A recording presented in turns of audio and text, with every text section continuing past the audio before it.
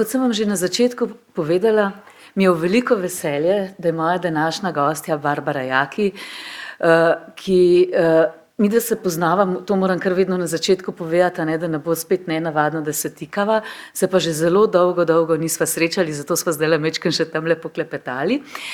No, Barbara Jaki je že dolga leta, je že dolga leta, vas moti ravno pogled, je že dolgo leta direktorica oziroma ravnateljica Narodne galerije, in če je kakšna ustanova v Sloveniji, je gotovo Narodna galerija tista, kjer pravzaprav smo si vsi zelo enotni, kako pomembna je, vsi radi vstopamo vanjo, vemo, kakšne zaklade nosi in skriva.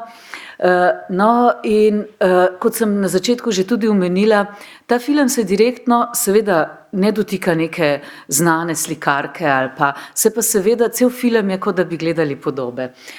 In zato se mi je zdela kar pomembno, da povabimo Barbaro, ki bo mogoče našla ene paralele, povezane z umetnostjo, slikarstvom, ves čas tudi gledamo pravzaprav, kako nastaja ta slika. In mogoče, Barbara, čisto na začetku, da še ne greva niti k slikarstvu, niti k Narodni galeriji, ampak da pač poveš, kako si ti doživela ta film kot človek, ne zdaj kot strokovnjakinja, ampak čisto tako, kako si ga ti doživljala. Ja, hvala za besedo, najprej lep pozdrav vsem skupaj in tudi hvala za vabilo v ta klub. Jaz upam, da vas ne bom razočarala. Filme imam zelo rada in sem tudi pogosta obiskovalka tega kina. In seveda ta film sem gledala že v rednem programu, mislim, da je bilo to leta 19 ali nekaj takega, in zdaj ponovno.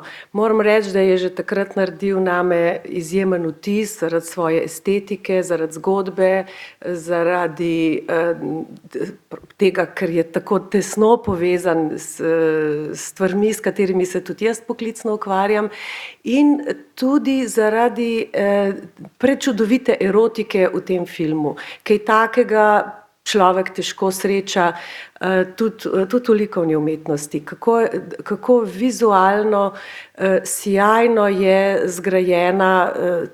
zgrajen odnos med tema dvema osebama, ne glede na to, da sta to lahko dve ženski, dva moška, moški, ženska ali kakorkoli že, glede na današnji čas, ko so te spolne identitete tako razvejane. Tako da film mi je bil izjemno všeč. Ja, mogoče režiserka, Celine Sciamma, je pravzaprav ravno v tem iskanju neke spolne identitete, ljubezni, nastajanja pravzaprav, ali pa ko ljubezen šele vzklije, ko šele odkrivamo, kdo je tisti človek, ki nam počasi leze v srce, v tem je ona res izjemna. Mi smo lahko sicer gledali v Sloveniji pač dva njena filma, in sicer Pobalinko in Bando punc. Živa mi je prej povedala pred začetkom tega filma, da se zdaj obeta še naslednji film, ampak pravzaprav z vsakim filmom je ta režiserka kar precej nagrad dobila. In tudi tukaj je bila nagrajena najprej za scenarij in res je neverjetno, kako je pravzaprav, ko sem jaz gledala ta film prvič, mi je bilo tako, kot da bi vstopil v sliko. In bilo mi je tako nenavadno, ta fotografija je pač mi bila tako močna, kot da bi gledala ves čas neke slike. In ker je pravzaprav, to sem šele potem kasneje opazila, da je tako zelo malo glasbe, razen pač, in kako zaradi tega, ker te glasbe ni, razen tam, kaj ona hoče prikazati, ker se v glasbi pač težko govori, v bistvu, kako je močna vsa ta podoba. In tudi prvič sem videla to, ker seveda jaz nisem slikarka, je res, da se pravzaprav slikarji v vsakodnevnem delu kar precej srečujem, in sicer bolj kot urednica in predvsem z ilustratorji, in mi je na nek način to njihovo ustvarjanje blizu, domače, ampak vendarle nisi zraven, ko to počnejo, v tej tišini. In tukaj sem pa tako prav doživela to zrtje,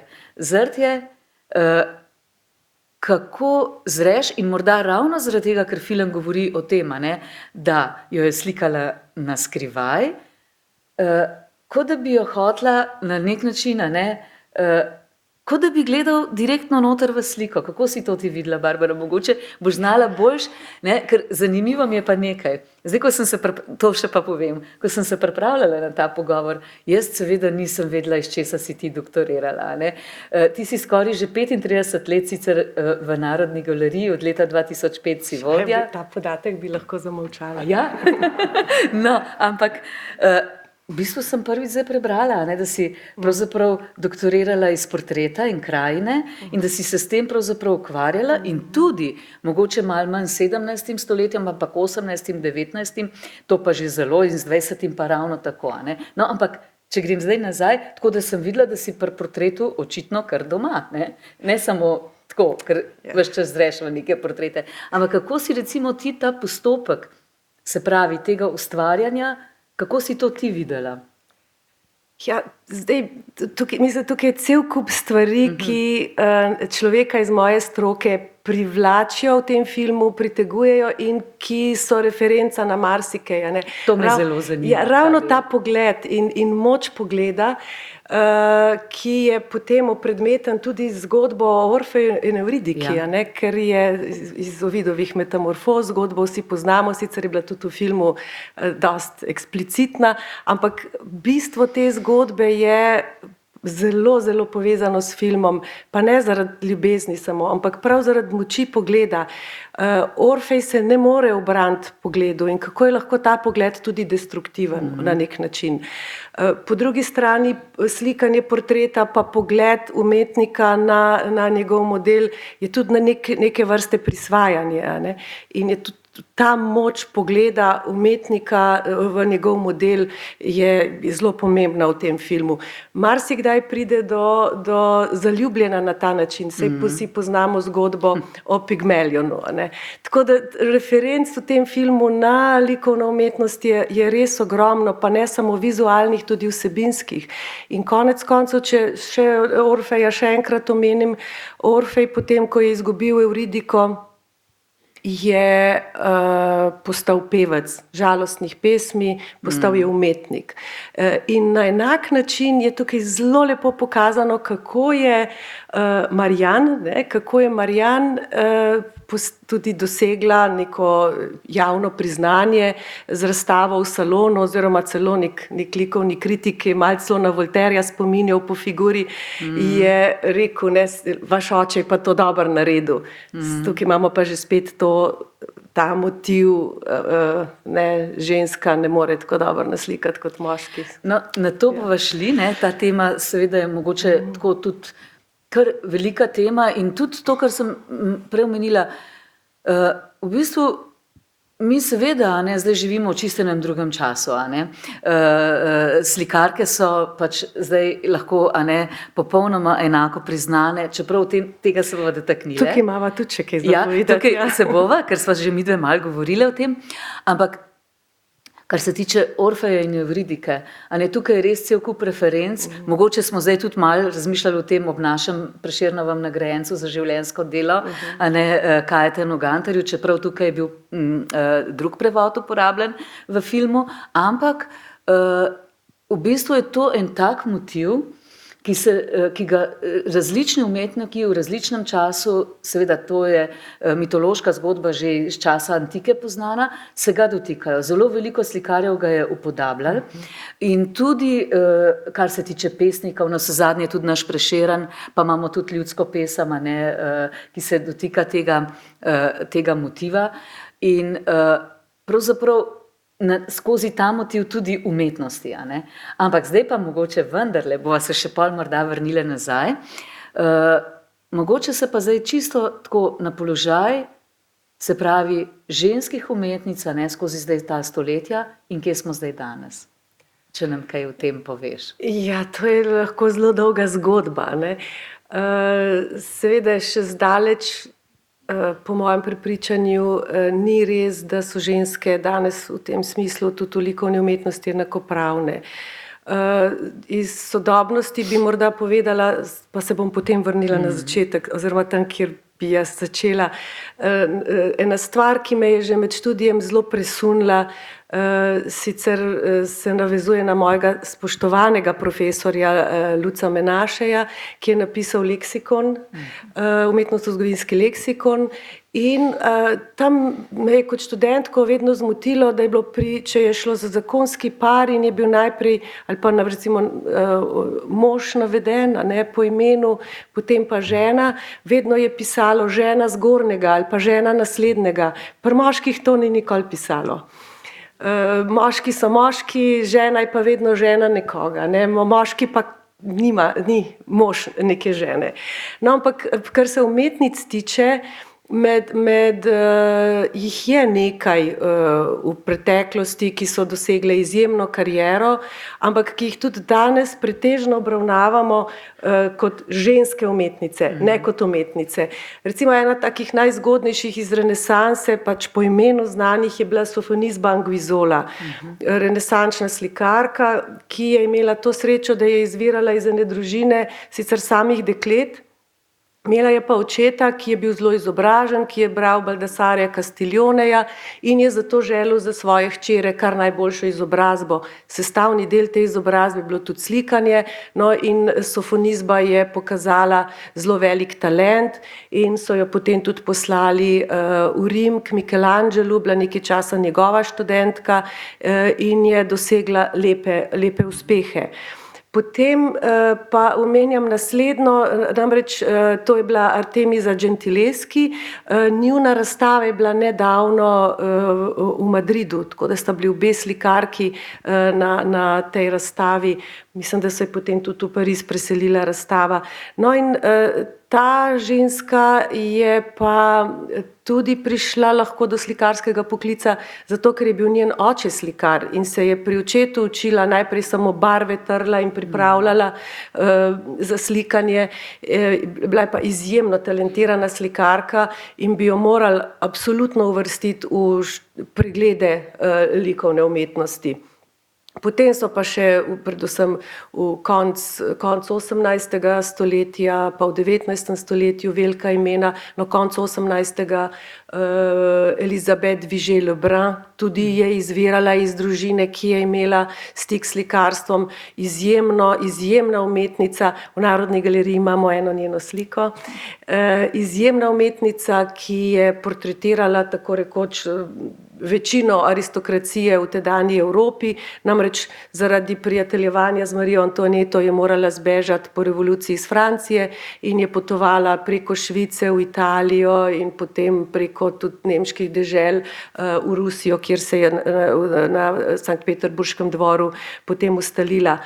Potem Rosalba Carriera, izjemna pastelna slikarka, tudi portretistka v glavnem, pa Angelika Kaufmann, recimo, ki bi jo lahko postavimo ob bok vsem neoklasicističnim slikarjem.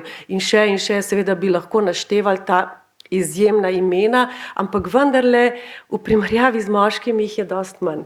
Ženske namreč so bile precej omejene pri šolanju, ne, niso smele na akademije, prva najstarejša akademija je bila ustanovljena v Firencah, potem v Rimu, pa potem ena najzgodnejših takih bolj pravzaprav resnih akademij je bila Francoska akademija, v 17. po končani 30-letni vojni 1648 ustanovljena, pa potem Royal Academy of Arts. In potem se je začelo v 19. stoletju resneje z akademijami, ampak ženske na te akademije niso smele.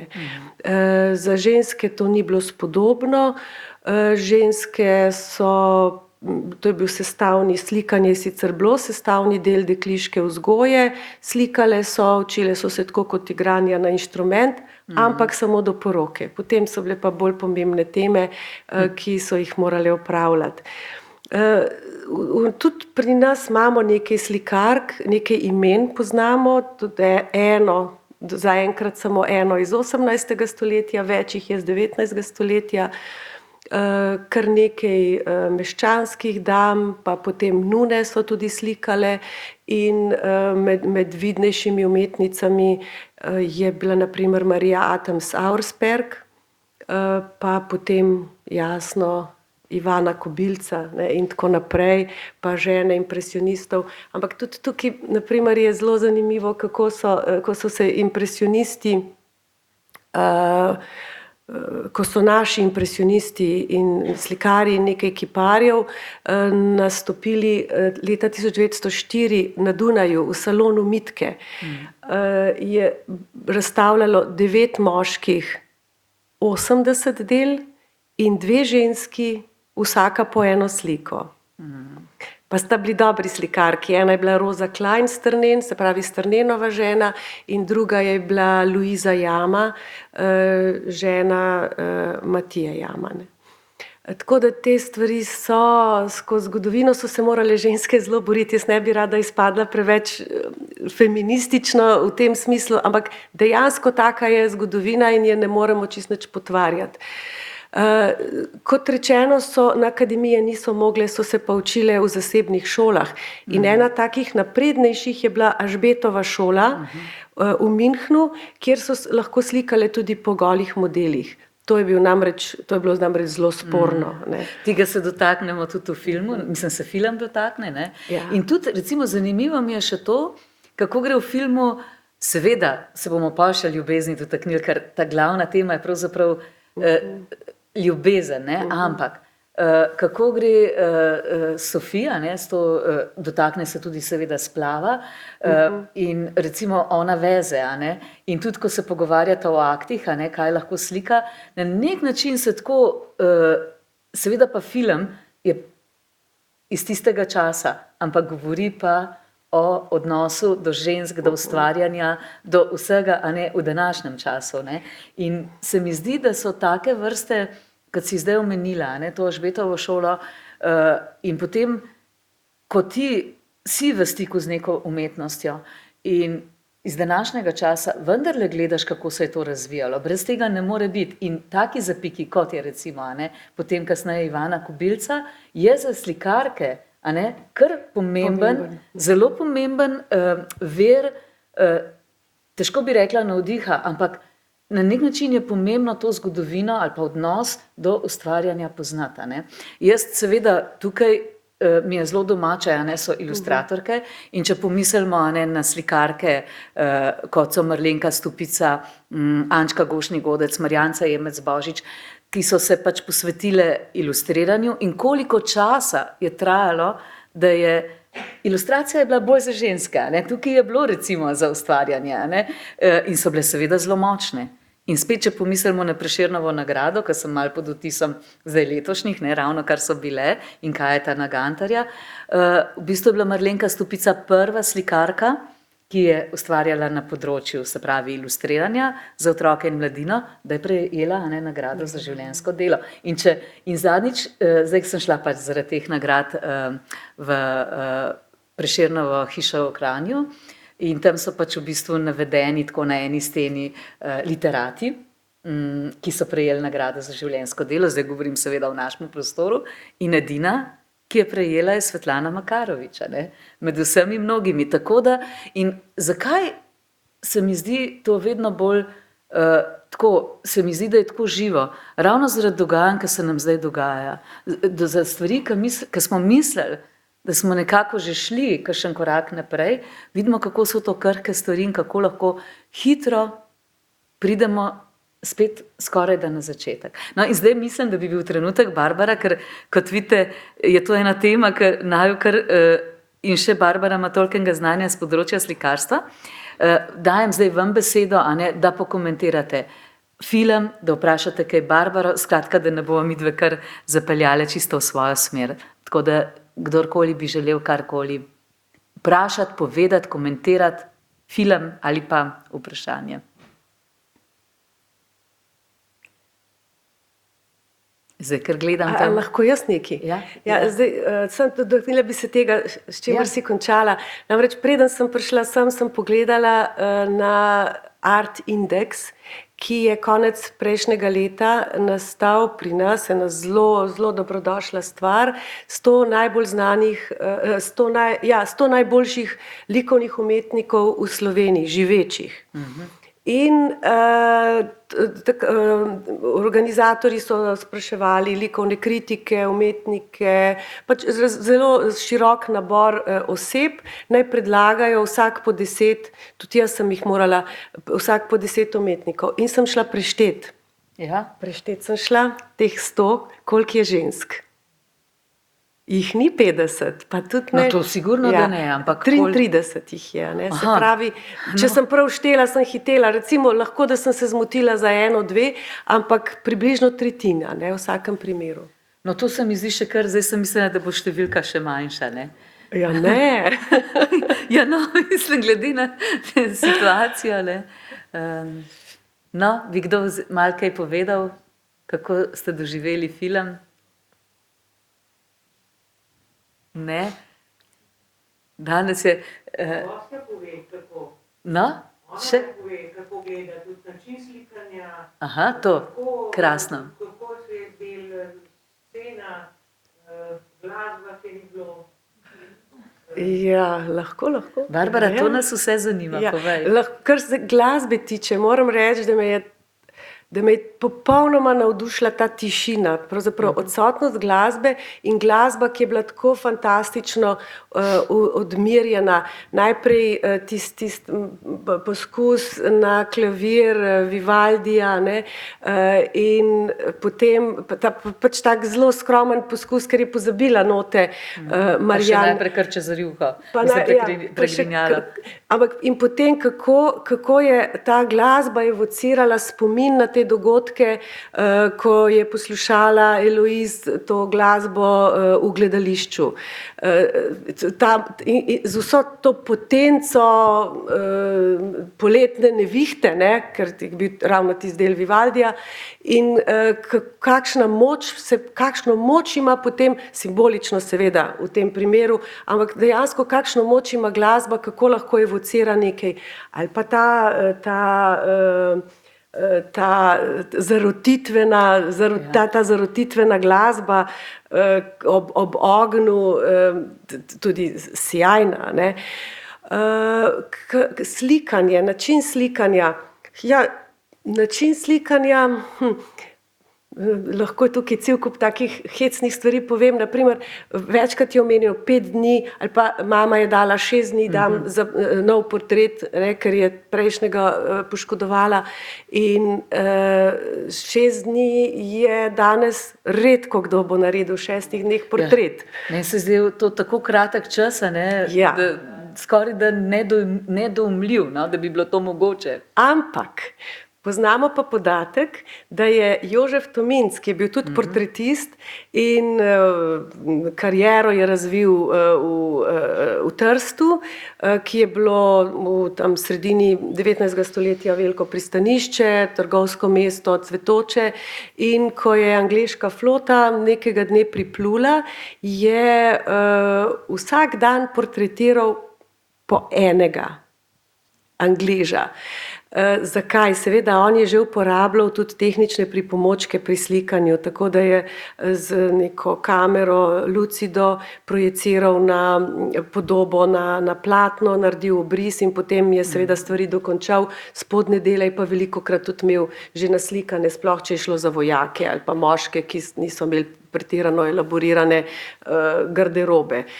Tako da tukaj recimo, to je zelo zanimiv podatek, ta 6 dni, 5 dni, kolikor se slika portret, potem način, kako je slikan portret, ne, način tudi, kako portretiranec dojema svoj portret. Ona je v enem trenutku, Eloise je v enem trenutku, ko je prvič videla svoj portret, je rekla, c'est moi, vous me voyez comme ça, vi me tako vidite, ne. Po mojih izkušnjah portretiranec sebe ponavadi ne vidi tako, kot ga vidi umetnik, ne. In v tem je čar slikanega ali pa kiparskega portreta, ki je dosti drugačen od fotografskega, ne. Fotografija zajame človekovo fizionomijo v nekem trenutku, slika ali pa kip je pa skupek nekih trenutkov in ne mehaničnega doživetja, ampak doživetja neke osebe, ne, nekega subjekta. Tako da to so to so res stvari, ki so na zelo lep način v tem filmu pokazane, ne. Potem, No, potem mogoče je bilo še to, recimo, jaz sem opazila to palco, ne, na katero je naslanjala roko, pa tudi ne, tehnike, ne, se pravi, recimo risanja, ne, z ogljem, svinčnikom, potem pa pač ne, nanašanje barv, pa sploh najprej, kako se je platno pripravila, da je potem začela gor portretirati. No, to je bilo še kar tako, drugačne gledaš, ne, če nisi ravno v stiku tega, ne poznaš tega procesa, ne? Ja, proces je tak, da ona je platno s sabo prinesla, ne. Ja. Tudi to je en zelo zanimiv prizor, kako se požene za tem zabojem, ne. Če se spomnite, meni je to asociiralo na film Piano, ali kako je bil naslov, ko se Klavir, ja, kako se požene, ne, na nek podoben način. No, in je, ali pa plavanje, ne, tako res ta film ima cel kup takih zelo finih, subtilnih referenc. No, in ona je prinesla to platno s sabo, to platno je potem, ker je bilo mokro, ga je posušila in prva stvar, preparirala ga je. To platno je pripravila za nadaljne slikanje s podlago, ki je bila v tem primeru bolus. Pozneje v 19. stoletju so uporabljali recimo krednato podlago, da so izenačili strukturo platna in da se je lažje nanašalo, da se je barva lažje nanašala. Potem je naredila neke obrise, ne, z ogljem ali pa z nekim pač pisalom in na to se je lotila slikanja. Seveda, ona je imela zelo, zelo težko nalogo, ker danes umetniki velikokrat slikajo po fotografijah portrete. Pozirati dolgo, recimo nekateri so znani, Stupica je bil znan po neskončnih urah poziranja in so se ljudje naveličali, sploh mladi ljudje niso imeli potrpljenja, da bi toliko časa sedeli in tolikokrat se vračali v atelje. Ona je morala pa slikati po spominu, ne. Ona je morala samo opazovati in potem slikati in je naskrivaj delala neke skice, zato je tudi tista slika bila drugačna, ne, prva slika. Če ste opazili, tista najprej je bila, meni se zdi, da je bila kar malo tako Catherine Deneuve podobna na tisti prvi sliki, pol je bila bolj sebi. No in to palco je pa uporabila zato, da je roka mirovala, ona je na to palco naslonila roko, da ne bi s to isto roko zamazala tistega, kar je že naslikala. Ne. To je ta pripomoček. Jaz sem se, da zato, da je lažje, ne, pa zato, da se ni v bistvu umazalo, razmazalo. Ne. Ja, da je imela mirno roko, ne, ker je to pomagalo.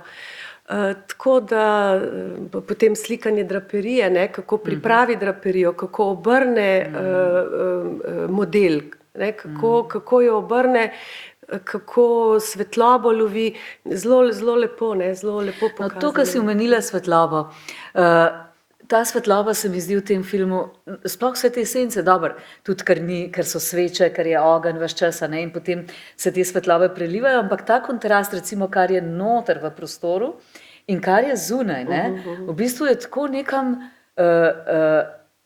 ja, kot da bi ves čas vsake toliko cajta eno drugo sliko pogledal, ne, in recimo tudi tam, kjer je ona lovila, ne, mislim, ko je tekla za njo in te prizori v obali, ne, mislim, se je ta, v bistvu narava je tako fascinantna, ampak se ti je zdelo, kot da bi gledal sliko, no, tako, kar ustave se je, ne.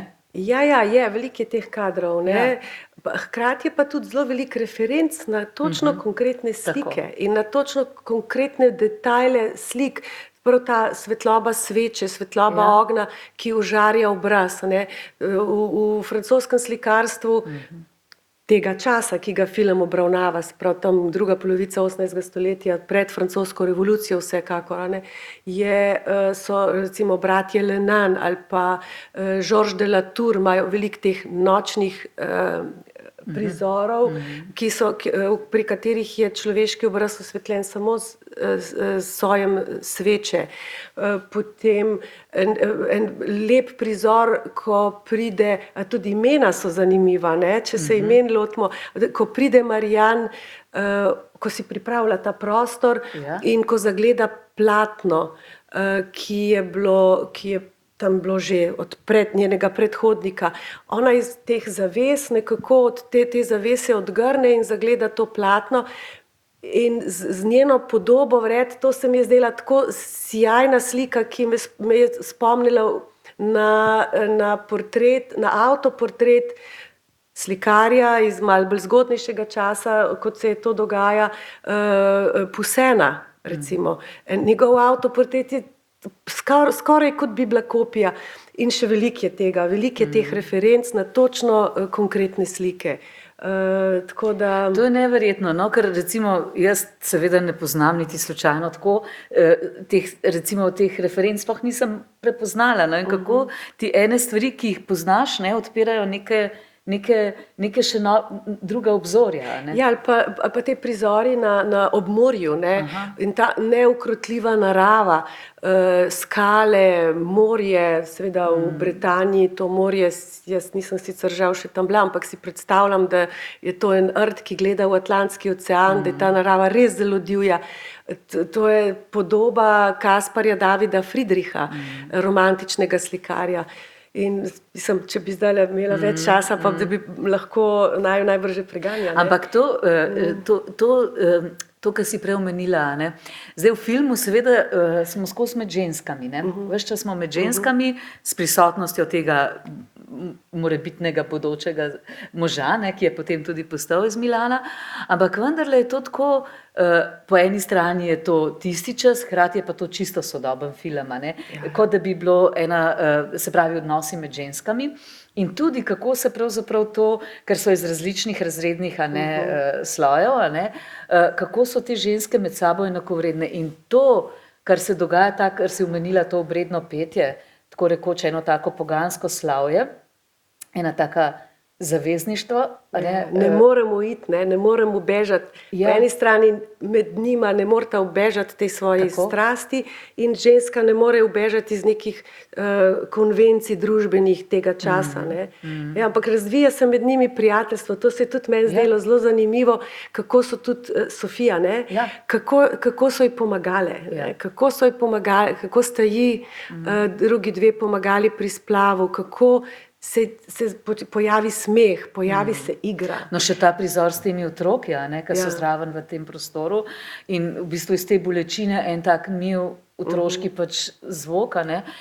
Hkrati je pa meni to zanimivo in to sem pač v tem filmu zdaj prvič videla, s to povezano s to režiserko Sjama, kako očitno se je ona zelo poglobila tudi umetnost tistega časa in nasploh v slikarstvo, ker je tudi kako je teklo, kako te prizore, ki gledamo, to, kar je tako, kot sem že prej rekla, so razdrobljeni na posamezne slike, recimo tudi oblačila, pojsla, recimo draperije, Ja, in tudi tukaj, ko one dve, ko sta intimni, tukaj, ko potem reče ona, se pravi, Lois reče, jaz bi tudi rada imela tvojo podobo, tega akta s temi rjuhami, vsak pravzaprav detajl, v bistvu lahko vsakič gledaš in to je mene zdaj fascinirano, ker sem pač tretjič gledala ta film.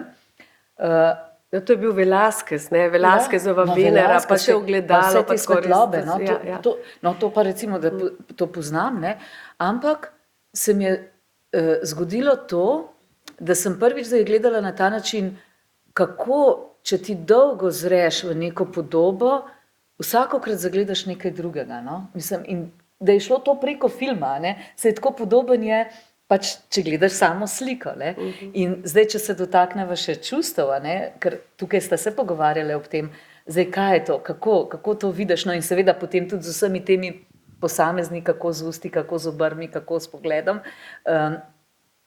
se mi je zazdelo, da je umetnost, ima to moč, se glasbo si že omenila, ampak da na nek način nekaj zagledaš, nekaj uzreš, kar je seveda na nek način tvoje, saj ne moreš uzreti tega, česar ni, ampak da je lahko to, se pravi, da uzreš nekaj, česar prej še nisi videl.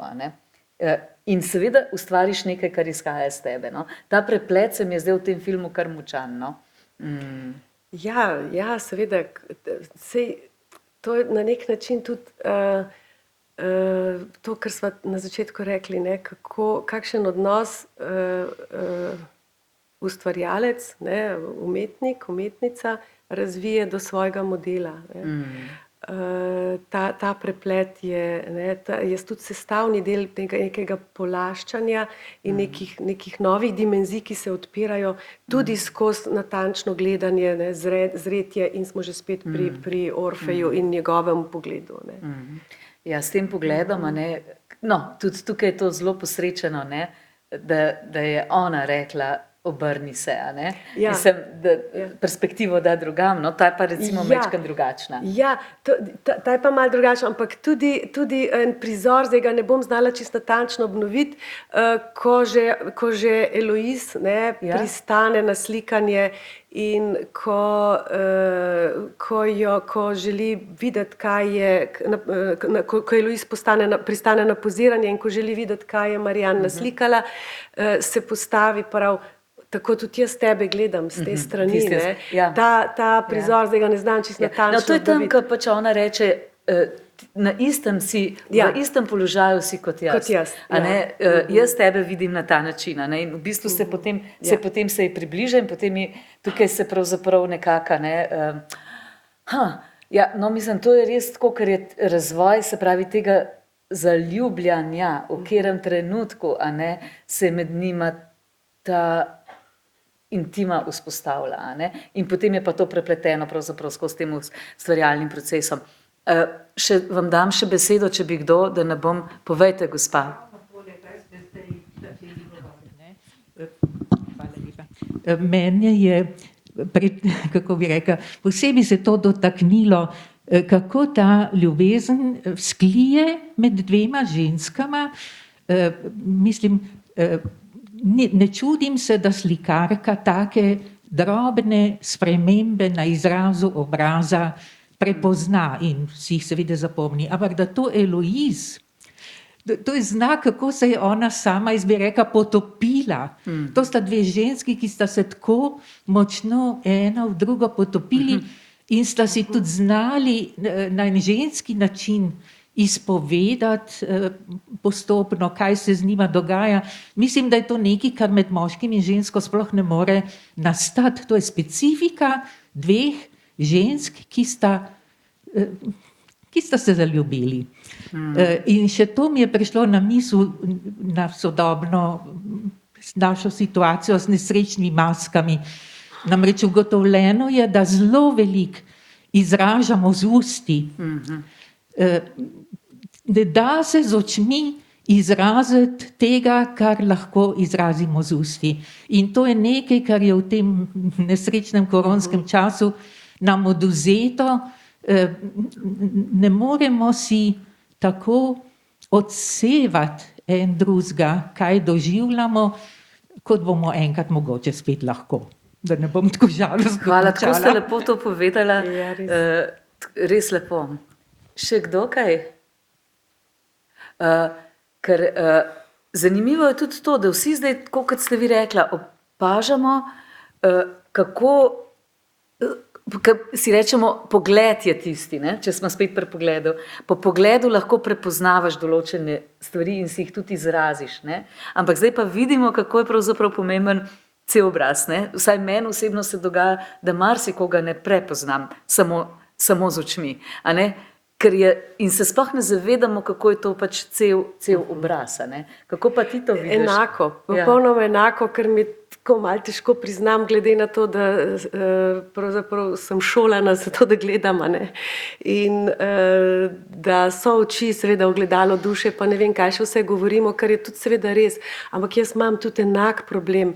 Ne prepoznam ljudi, marsikoga zdaj z masko ne prepoznam, ker ne vidim celega obraza. Imam tudi jaz ta problem, ja. No, zdaj bi pa jaz vseeno, Barbara, šla od filma sem tukaj, a ne, mogoče res v Narodno galerijo. Zdaj bom pa zelo eno tako nenavadno vprašanje ti postavila, ampak kaj po tvojem mnenju je tisto, zaradi česar nas ljudi tako, da gremo vedno znova pogledati določene slike. Kaj je tisto, kar nas žene? Ti pa skoraj vsak dan se skozi te prostore sprehajaš. Kaj je tisto, kar ti vedno prikliče pogled, no? Če grem z te strani? Zdaj ne bom govorila kot kustosinja ali kot umetnostna zgodovinarka, ampak bom povedala res to, kar jaz čutim. Jaz sem prepričana, res sem iskreno prepričana, da ima umetnost to moč in da če je človek senzibilen, to moč tudi prepozna, jo čuti. In to je tudi problem izvirnika, originala, reprodukcije in tako naprej. Ravno koronski čas, ker nam je toliko enih slabih stvari, pa slabih spoznanj prinesel, pa tudi iz ljudi navrgel veliko slabega, je vendarle prinesel tudi veliko dobrega. Med drugim spoznanje, da res potrebujemo umetnost. Ljudje so se vrnili v muzeje, so se vrnili na koncerte, so se vrnili v gledališče, v kino, seveda. Pri nas v galeriji je manjši obisk, ampak ta manjši obisk je predvsem na račun skupin, ki jih zdaj ni več, pa javnih vodstev, pa otvoritev, kjer je omejeno število udeležencev. Ampak individualni obisk pa ni upadel in mladi ljudje prihajajo. Jaz razumem to kot eno veliko potrebo po tem, kar nam ljudem umetnost da. In jaz mislim, da je to ena od najbolj pomembnih stvari, po kateri se ločimo od drugih živih bitij. Da to lahko ustvarjamo in da to lahko tudi dojemamo. Tako nekako. No in mogoče, če pa se navežem na film, pa mogoče zdaj ker ko smo se pogovarjali, kjere ženske izpostaviti, pa jih zdaj nisva mogle toliko, ampak Ivano Kobilco sva za hip, in zdaj se vam obeta pač slikarka Metka Kraševec, darovala svoje slike, pač v svoji zapuščini, in se vam obeta ta razstava. In mogoče malo iz tega ven, da če želiš, tako kot pri filmu, ker ni bilo, recimo, da se ustaviš, da si vzameš čas, da se zazreš, je to mogoče, da najdeš kakšno pravo stezico za preživetje tukaj in zdaj in za naprej. Mogoče nam vendarle poveš to o razstavi Metke Kraševec? Ja, razstava je postavljena. Metka Kraševec je seveda nedvomno ena od najbolj pomembnih slovenskih umetnikov, da se zdaj tako izrazim, da ne bo zgleda, kot da je zato, ker je ženska, z izjemnim opusom in tudi z izjemnim uspehom v času svojega življenja, vsakršnim uspehom, priznanjem v družbi in materialnim uspehom. Ona je, mislim, da je leta 17 prišla v galerijo in povedala, da želi tisto, kar ima svojega opusa doma, podariti Narodni galeriji. Jaz sem bila spet malo botavljiva, ker mi tega ne pokrivamo, ampak je izrecna želja njena bila, da to podari Narodni galeriji in tukaj seveda smo z veseljem sprejeli. Podarila je 251 umetnin, slik in risb, in to je izjemna dragocenost za galerijo.